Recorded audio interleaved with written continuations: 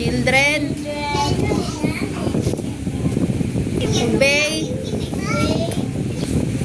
your parents in the Lord. For this is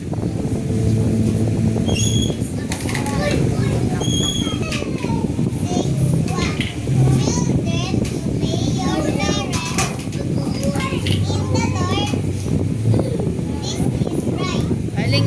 Very good. Oh, sino susunod? Sige, si ano. Atong mo na si